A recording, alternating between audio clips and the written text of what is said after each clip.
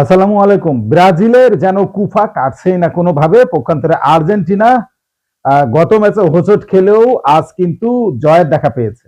বিশ্বকাপ বাছাইয়ের গুরুত্বপূর্ণ ম্যাচ এবং ২০২৪ সালের শেষ ম্যাচে আসলে মুখোমুখি হয়েছিল উরুগুয়ে, ব্রাজিল আর অপর ম্যাচে আর্জেন্টিনা পেরুর সাথে। উরুগুয়ের সাথে ব্রাজিল ১-১ গোলে ড্র করেছে। ম্যাচটা আসলে জেতা অত্যন্ত গুরুত্বপূর্ণ ছিল ব্রাজিলের জন্য, কিন্তু সেটা তারা শেষ পর্যন্ত করতে পারেনি। পক্ষান্তরে আর্জেন্টিনা কিন্তু গত ম্যাচটা হারলেও পেরুকে কিন্তু আজকে ঠিকই রুখে দিয়েছে। আজকের ম্যাচটা আর্জেন্টিনার ঘরের মাটিতে ছিল। আজকের ম্যাচটা শুরুর আগ পর্যন্ত আর্জেন্টিনার কোচ স্কলোনির কপালে ছিল ভাঁজ। ভাঁজ থাকারই কথা। কারণ দলের ৫-৬টা প্লেয়ার যখন ইনজুরিতে পড়ে কপালের ভাঁজ থাকবে, এটাই স্বাভাবিক। লিওনেল মেসি খেলবেন কিনা সেটাও আসলে নিশ্চিত ছিল না কেউই। শেষ পর্যন্ত মাঠে নামেন মেসি এবং মাঠে নামা মানেই মেসির কিছু একটা জাদুকরী পারফরমেন্স তো থাকতে হবে। সেটা আজকের ম্যাচেও ছিল, যদিও গোল পাননি মেসি, কিন্তু যে একমাত্র গোলে আর্জেন্টিনা পেরুকে হারিয়েছে সেই গোলটার কিন্তু সর্বোচ্চ অবদান ছিল ওই লিওনেল মেসিরই।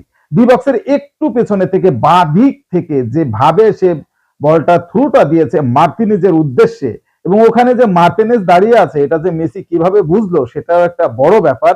এবং দুইজন প্লেয়ারকে কাটিয়ে, মানে ত্রিভুজ আকৃতির মতো অবস্থা ছিল, সেই জায়গা থেকে দুজন প্লেয়ারকে কাটিয়ে যেভাবে মার্টিনেজের কাছে বলটা দিল মেসি আর শূন্যে ভেসে যে গোলটা করলো মার্টিনেজ, সত্যি দেখার মতো, চোখ চেয়ে দেখার মতো, নয়ন জুড়িয়ে গেছে।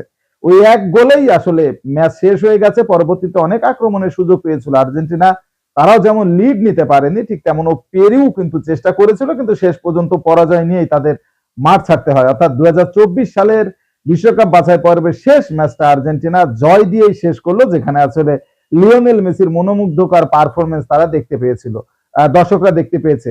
তবে প্রথমার্ধে কিন্তু মানে তেমন একটা ভালো পারফরমেন্স করতে পারেনি আর্জেন্টিনা, যেটা আসলে দ্বিতীয়ার্ধে গিয়ে চেঞ্জ হয়ে গেছে, গিয়ার আপ হয়েছে।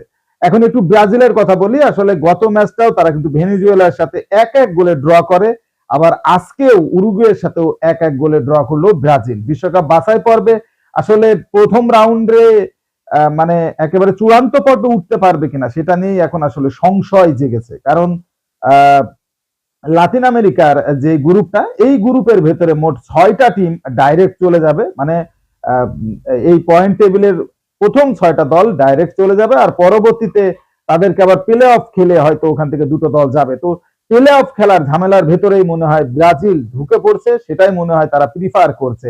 ১২ ম্যাচে এ পর্যন্ত ২০ পয়েন্ট নিয়ে এখানে এই পয়েন্ট টেবিলে দ্বিতীয় অবস্থানে আছে উরুগুয়ে। সেখানে সমান সংখ্যক ম্যাচ, অর্থাৎ ১২ ম্যাচে ১৮ পয়েন্ট নিয়ে ব্রাজিল আছে ৫ নাম্বারে। চিন্তা করেন কি অবস্থা! এটা ভাবা যায়? কোনোভাবেই আসলে এটা মেনে নেওয়া যায় না। কারণ গ্রুপ পর্ব থেকে মানে প্রথম এই ৬ জনের ভেতরেই ব্রাজিলের না থাকাটা কিন্তু অনেক লজ্জা। এবং সিমিলার পজিশন থেকে ১২ ম্যাচে ২৫ পয়েন্ট নিয়ে শীর্ষ তালিকায় কিন্তু আর্জেন্টিনা। আর্জেন্টিনার দর্শকদের জন্য এটা একটা বড় খবর। বিশেষ করে লিওনেল মেসি বিশ্বকাপটা খেলবেন কিনা আগামী বিশ্বকাপ, সেটাও আসলে অনেকের মানে মনে অনেক রকম প্রশ্নের জন্ম দিয়ে আছে। শেষ পর্যন্ত মেসি কি করবেন সেটা মেসিই জানেন। তবে যারা মেসি ভক্ত, যারা আর্জেন্টিনা ভক্ত, তারা মনে প্রাণে চাইছেন যাতে লিওনেল মেসি আরো আরেকটা বিশ্বকাপ খেলতে পারে, লিওনেল মেসি যাতে আরো একটা বিশ্বকাপ আর্জেন্টিনাকে উপহার দিতে পারে, বিশ্ববাসীকে উপহার দিতে পারে।